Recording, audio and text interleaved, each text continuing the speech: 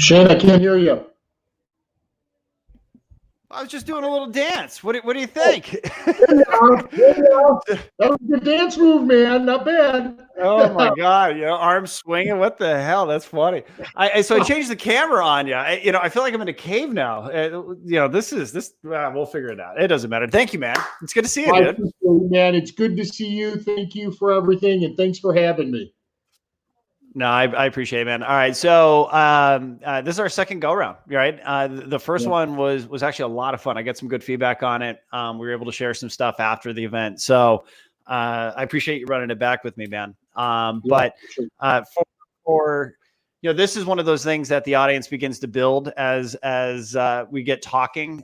So really this introduction is going to be for folks that we end up sending the video to after we shoot this. But for those of you who don't know who Milton is a partner of mine. I think Milton, we've been on the same team now for about 6 years, if I'm not mistaken.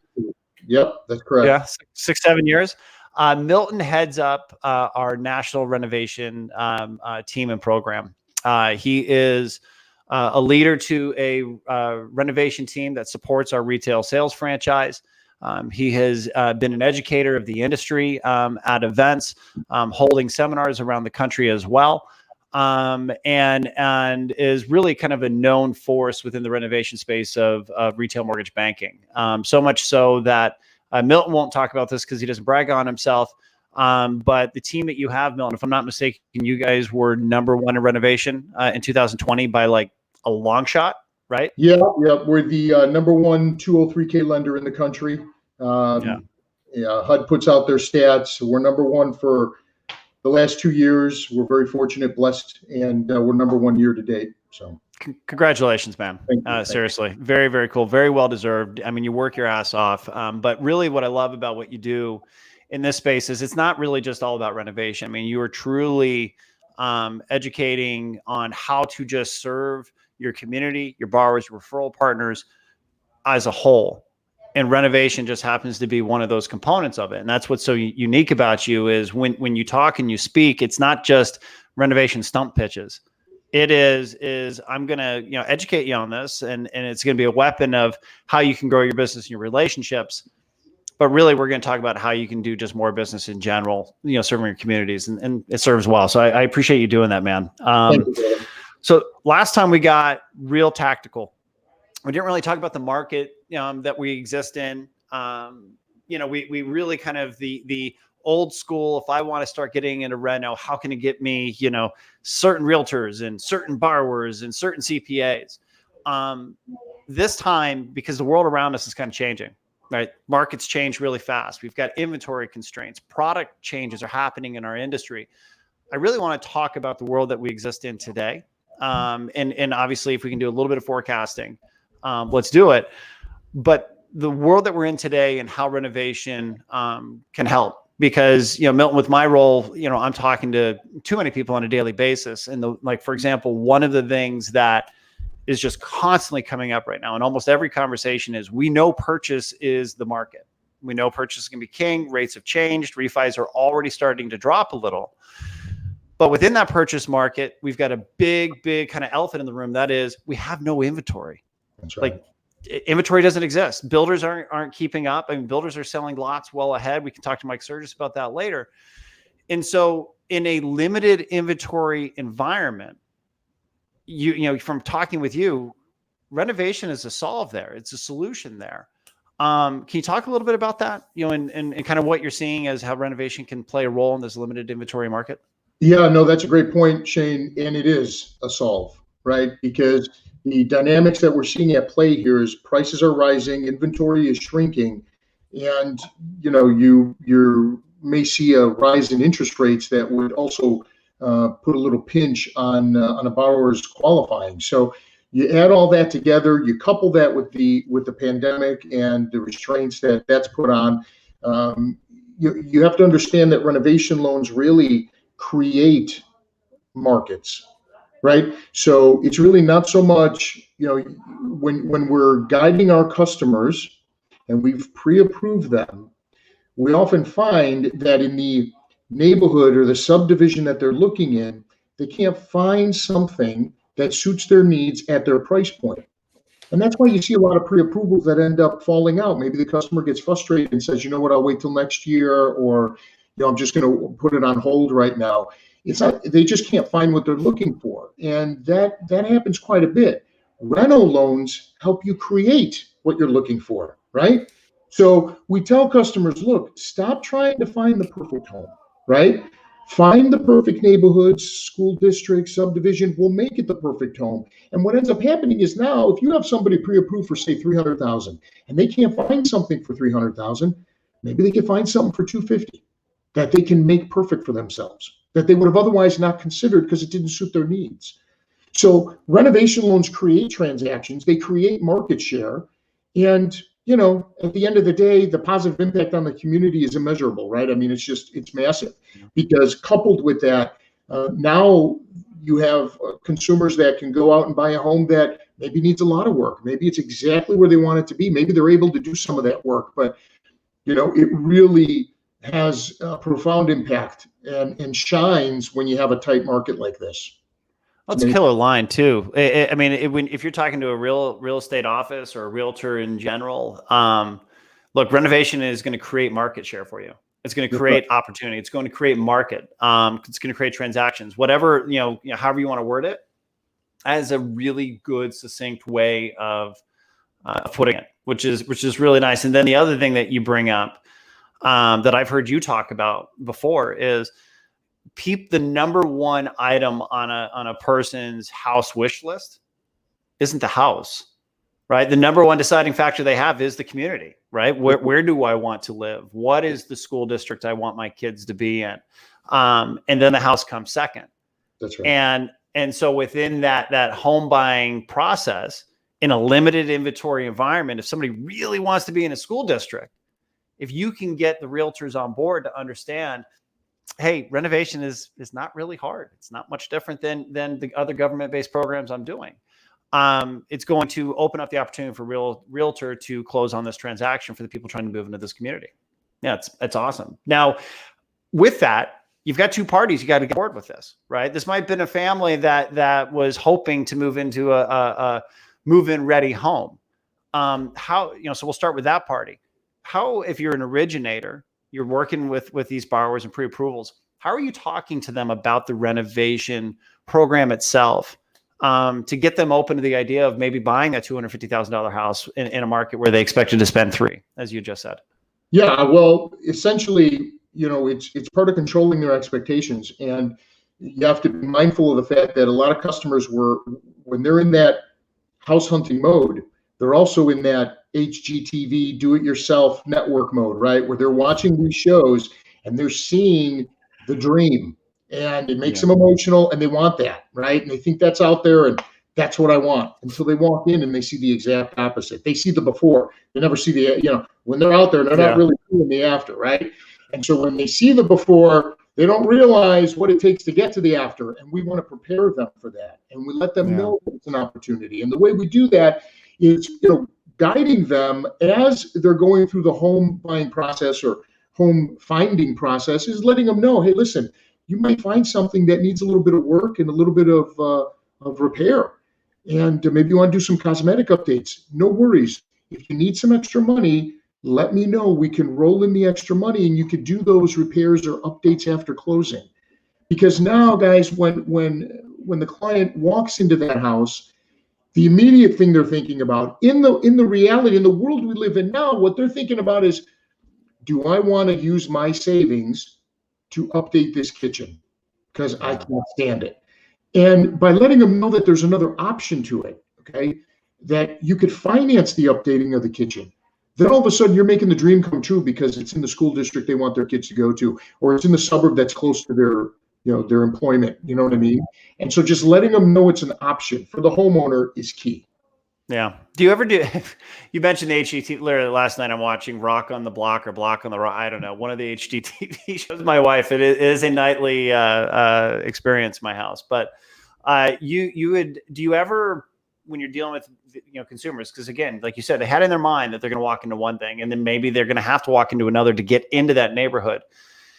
Do you ever do things like before and after pictures? You know what I mean? Like, hey, by the way, just so you know, this is, a client of mine that just went through renovation. This is what they walked into. This is what it ended up being. Do you ever do things like that? Yes. And it's great that you bring that up because the home buyer, right? The home search experience is all visual, right? They're online. They're looking at photos. Sometimes they don't get all the photos, right, of the inside of the house. And they watch these shows and they see the before and afters. And we kind of have to do the same, right? And so when that opportunity presents itself, you definitely want to be in a position to show, look, here's some of the things we've done in the past that you may be able to do. It doesn't have to be extreme. It can be very simple, right? Yeah. But you want to show that to them and make that a part of your conversation. And it's not so much, it's basically putting them in the best possible position, right? Okay. And finding the right house, like we say, right? We tell them, stop trying to find the perfect home. Get into that perfect area. We'll make it the perfect home. And that's kind of it's part of that process. I like that. You could, and I actually, and then we'll move on to the realtor side of this, because one of the things that you're really good at is taking this kind of big ecosystem, but then when you're at, and we'll talk long-winded, like you and I could go hours on this, right? But when you're actually talking to the borrowers, you don't. Like you really kind of boil these things down to shorter scripts, right? Like 1 sentence, 2 sentence type approaches. That's right. So with that, not to can it, but if you were to teach a canned script of, if you're a producer in a low inventory market and you want to get your borrowers at least thinking about renovation, what is that script? What are you instructing originators to tell a borrower? Yeah. So every pre-approval that I issue to a customer, I let them know that Mr. and Mrs. Jones, here's your pre-approval. Congratulations. And now let me preface it by saying, we know that we understand the tight housing market. You understand all the dynamics going on, right? So I explained to them, Mr. and Mrs. Jones, congratulations. Here's your pre-approval. If you find a house, it needs a little bit of work, some updating or some repair, don't worry about it. Let me know. We can roll in the extra money that you need and you can do those updates or repairs after closing. Now, that's it. But here's the thing, Shane. What we do not say to the customer is 203K renovation concern. They don't need to hear that. They're already overwhelmed with the process. So it is a simple process, but for decades, people have made it complicated for their own self-worth, companies and originators. At the end of the day, it's simple, and that's exactly all you have to tell them. So that when they walk in and they see those dated bathrooms, right, and they see that garage that needs repair, instead of thinking to myself, well, you know what, where am I going to get the money to do this? And do I want to use my money? They're going to say, you know what, Milt said he can roll in some extra money. Let me talk to him about it, right? Maybe they'll do it, maybe they won't. But that's the hidden gem, the value of these loans and how they impact communities and how you capture market share. Yeah. Well, and what you said is honestly the lesson that we need to learn, not just in renovation, but in everything. I mean, you know me, right? I'm the company's kind of data guy. And for whatever reason, I've fallen into the tech stuff as well. And I get so into the weeds with these things. And then I go to talk and explain, and I want to share like everything. Nobody wants to hear it. They just tell me how it's going to impact me. I'm the end user. I don't care about the story of how we got here. Just give me the 1, 2, 3, and I'll move on. And whether you're talking about renovation, you're just talking about the mortgage in general, right? They don't care about LTV, but they just want to know that you have product options and it's going to be easy for them, and communicating on that. So yeah, that's awesome, man. Now, realtors, so it's a good segue.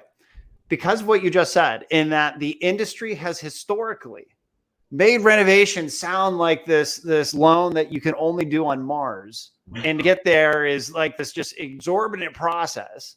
That's right. Realtors are afraid Right. to leverage renovation. They just want easy, right? What is a realtor's goal? Get to the transaction as quickly as possible, as simply as possible. Right. So how are you unwinding that? How are you tearing down that wall in today's market? Because it's needed, right? An originator's job is not to manage a lot of buyers or shoppers. An originator's job is to help buyers buy homes. So that means you need to get the realtors on board as well. What are you doing with realtors to get them on board and understanding that renovation is not a complicated product and something that they can use in their arsenal? So your valid point, Shane, because there is a lot of not just incorrect information, but a lot of realtors have been corrupted essentially by just companies and originators that either don't offer it or don't understand it. And I get it, right? But they think that the home won't qualify, right? When we do a 203K, which is an FHA renovation loan, we often are calling the listing agent, which is a great opportunity, by the way. But we call the listing agent because the listing agent is telling us, hey, the home's not going to qualify for an FHA. Well, it does, because it doesn't have to meet minimum property standards, does not have to meet health and safety standards. You could fund on this loan with standing water in the basement, or the house is full of black mold, every inch of it. It doesn't matter. You'll fund on it. And so what we explain to them is that these loans actually complete transactions. Mortgages complete transactions. Renovation loans create transactions, okay? And they're going to help you complete this transaction in the sense that, what was not marketable, or where the seller was unwilling to make the repairs, right? Or the borrower unable to come out of pocket for those repairs, we've solved that problem. And so we train nationally. I speak to realtors across the country weekly, and we teach them and we show them the actual before and afters. I mean, we show them extremes just so they understand if we can handle an extreme on a 30-year FHA or a 30-year conventional, then, your chipping and peeling paint or your broken window or your mold is not an issue ever, right? And so once they understand that, the value prop of these loans is really to the realtor's reputation, right? Because they work so hard, and their biggest commodity is their time, and you're bringing them a better quality of life by protecting that. Yeah. And so once they see that and the light goes off, it's an amazing thing, and that's how we do it, and getting that word out to them. So are you seeing, even in this COVID environment, that the education seminars to realtors, real estate offices around renovation, is that something that they're participating in right now? Are they hungry for this type of experience? Yeah, absolutely. Because the dynamics of the entire market are shifting, right? And because of COVID, but they need that little shift in the way they approach things, and renovation does that for them and makes them more effective, and it improves their conversion rates and it protects their transactions. So yes, they're all over it. So when you say conversion rates, do you mean that like a deal's kind of falling apart, so it's a non-reno deal, but then you're using reno to save it, or how is it increasing the conversion? Exactly. That's it. That's exactly it. Renovation loans are a natural hedge against a realtor's pipeline of transactions, because if something goes bad on the appraisal, and we see it all the time in this market, we're seeing all parties, sellers, buyers, and both agents are basically willing to overlook something, hoping the appraiser maybe overlooks something, right? And so they're just thinking, let's write it in, let's get this house under contract, maybe we'll go back to the seller. So people are doing some pretty extreme, they're taking an extreme approach to lock into a house and hopefully solve the problem later, knowing it exists, and renovation solves that problem, right? That's awesome. So it protects their transactions when something goes sideways, and now all of a sudden you need to finance the repairs because the seller's not willing to do it in this market. They just don't need to, and they're not going to. Well, what's cool about that is you mentioned very early on when we were talking about this is you're calling the listing agent, right? And you're establishing them with them like, look, I know the neighborhood. This home needs some work, right? And so I'm hoping that I'm working with a realtor that brings you a buyer, and or you consider me if you have a buyer, that comes to you and double dipping. But if I'm not engaged, and you find that there's a deal, that is going sour because of this, and that other originator isn't talking about renovation, keep me in your back pocket. Call me. I can save the deal if you pull on Reno. Yeah, that's cool, man. I like it. All right. So trends in our industry. So we just kind of talked about inventory. That was just one trend, but you and I have just in passing have had other conversations in general about what's going on in our industry with like aging population, and now ADUs are hitting the market. Just kind of crazy stuff. Yes. Can you talk about just the other kind of that's almost demographic, sociological changes and trends. Can you talk about that a little bit and where renovation fits in? Yeah. So essentially, we'll touch on those as well. We're seeing a jump in accessory dwelling units, right? They call it different things in different parts of the country. In-laws, ADUs, she sheds, coach houses, things of that nature, where it's an actual living unit, right? Where kitchen, bathroom, living room, dining room, everything you need. But it's either detached or attached to the home. And the reason we've seen this trend is because, well, first, thank you to Fannie, because they identified the housing shortage and they knew that this was a needed product. So they allowed us to do this with a renovation loan. But we're seeing families, because of COVID, they're staying together, right? You're seeing either the parents are with the children maybe went to school, came back, or whatever their situation is, but you're seeing the family unit tighten up and they need more space. And so whether it's attached to the home or whether it's detached and it's an accessory dwelling unit, that's a big trend right now because the housing, the industry needs it. And we could finance the building of an ADU, an accessory dwelling unit, a coach house essentially, and to meet those demands, whether it's a purchase, we're seeing a lot more of it on refis. Oh, that's awesome. Where they can't, maybe they're out there and they just, their family's growing, but they need to stay together right now, right? They're relying on each other. And so the ADU is a big thing moving forward. The other thing you brought up is a trend we're going to see really pick up in the next couple of years. And it's called aging in place or age accessible. And you're seeing our older population who've been in their home for 20 years, or whatever the case is, they don't want to move into a living community, an elderly community. And they don't want to put in a lift to get them from the first floor to up to the bedrooms, right? And they want to stay in their home. And they want to build out a master bathroom and a master bedroom on the first floor. And that's going to be a growing trend that we're just starting to see right now. And good for them, right? I mean, they don't want to have to go up 2 flights of stairs, but they don't really want to leave the house, right?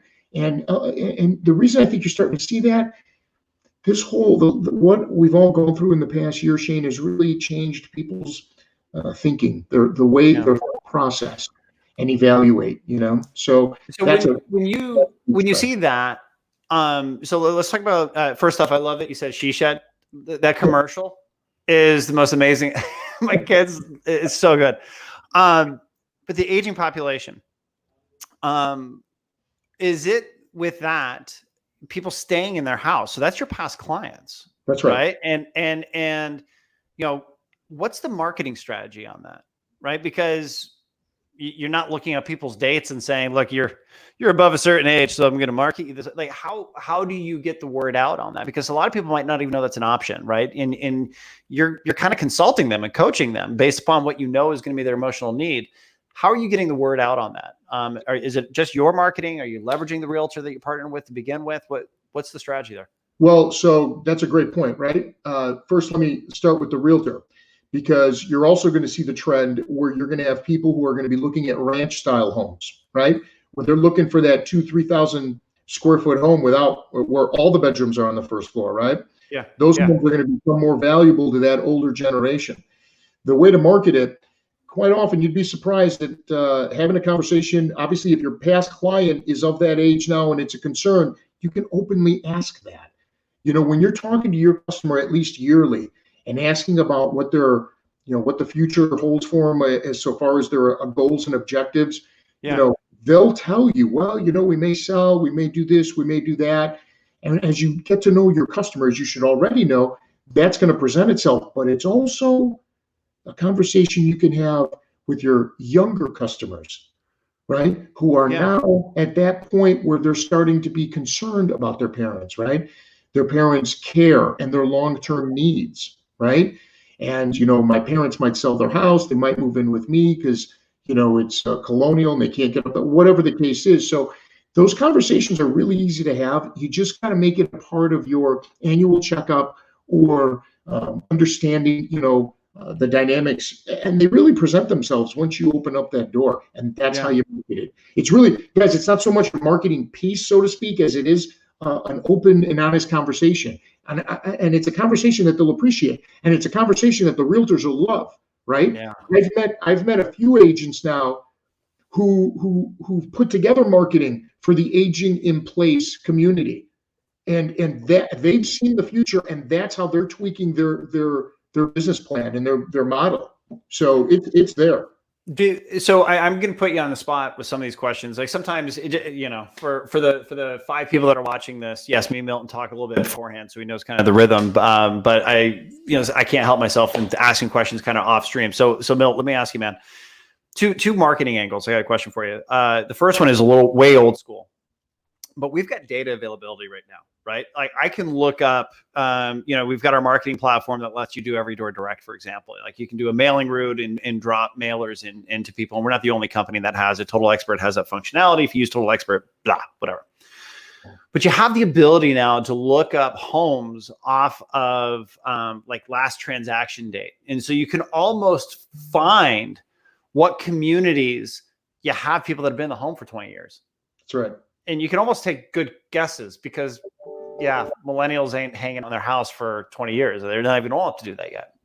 Mm-hmm. Is there a marketing strategy? And I have no idea. Does every door direct work anymore? Like, could you target certain mail routes where the population has been there for a while and drop that? And does that create transactions? It would create transactions. I would say though, because of the personal nature involved, you'd rather have that warm conversation. Always, 100%. And so, but it will identify opportunities, right? And if you think about what's causing the housing shortage, people are like, I'm not moving. They're just not going to move, right? They're uncertain times, and the family's together, and they are where they are now. Some people are moving to geographically, like I want to go to a warmer state or whatnot. So you're going to have places like, Texas and Arizona and Florida where where this aging in place is going to be, you're going to have a much higher opportunity, right? Than in the middle of Kansas or, middle of Illinois, right? Where winters are, mind blowing. But yes, the marketing opens the opportunity to have that conversation, right? Yeah. And how to identify those. But you'd be surprised, guys, in the reality that we live in now, what a little bit of marketing can do.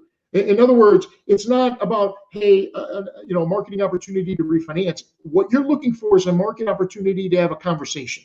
Yeah. Once you have that conversation, maybe it'll be a refi, maybe it'll be an accessory dwelling unit, maybe the kids found something or looking for something, and so whereas we used to target specific products, right, or a specific niche. Now you don't really need to do that. Not in the world we're living in now. Now you just want to have a conversation, and people are willing to have that. They want that conversation now. What about and what's funny is I'm doing this live stream on social platforms, right? This is YouTube, Facebook, LinkedIn. I post on LinkedIn, so people think I'm a social media guy, and in my real life, I'm actually not. So I'm actually sincerely asking this. What about like Facebook groups, where it's like community based? Is there a place or maybe even realtor based, right? You got realtor Facebook groups that are, the Greater Chicago Realtor Facebook group. And is there a place for an originator to go on there and begin to market themselves within that community that people are going to educate people that, hey, just letting everyone know this is something I do.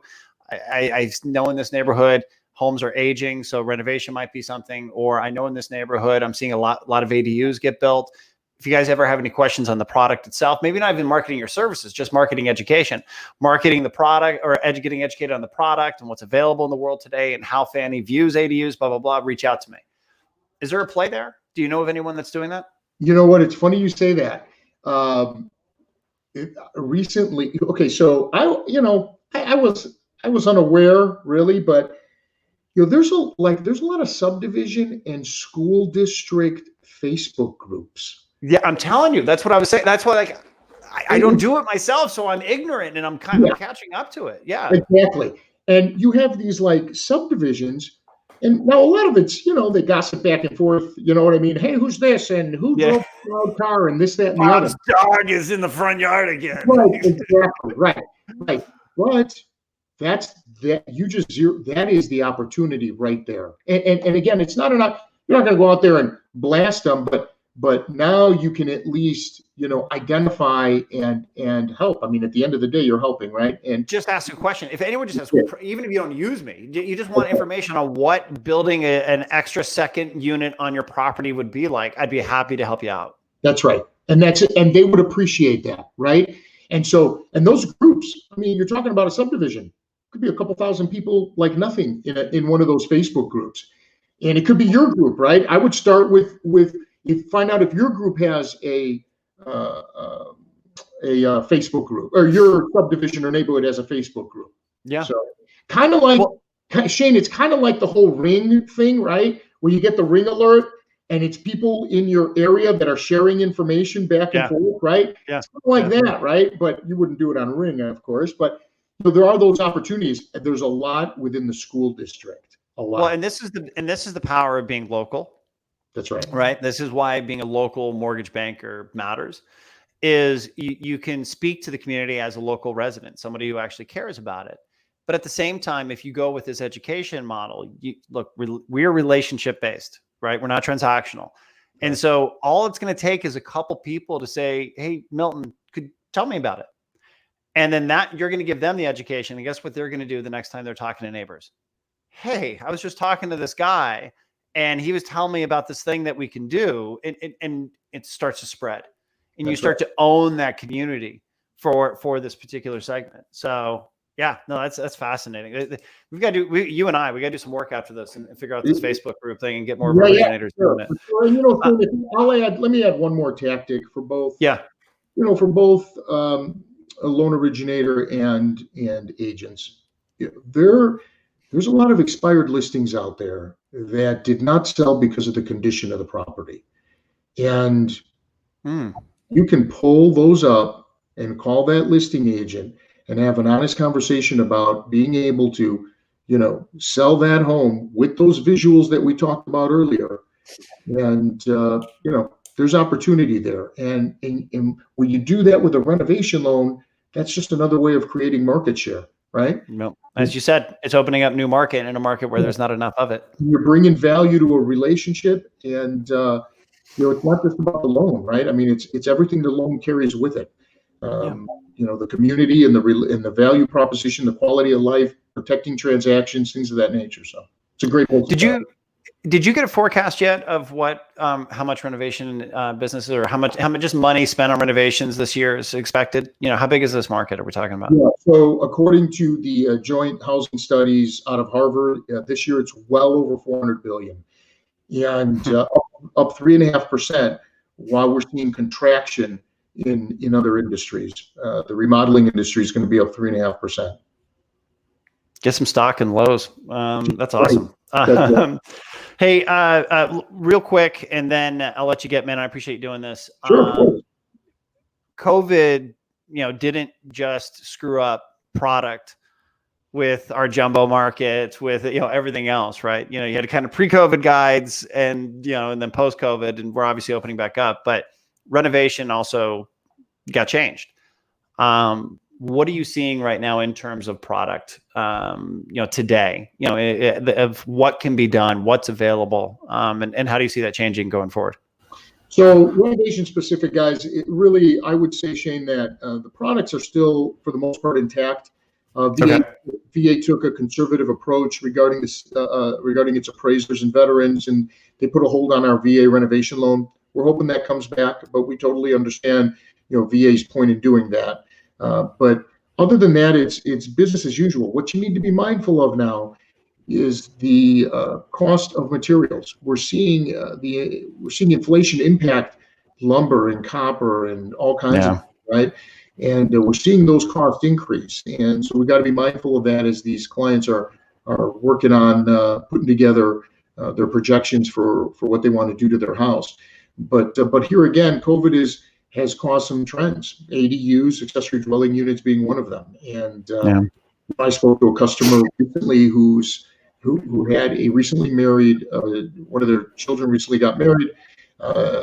Both of them had careers, and they could not find a home in their price range, and so they moved back. They moved in with the parents. And how funny.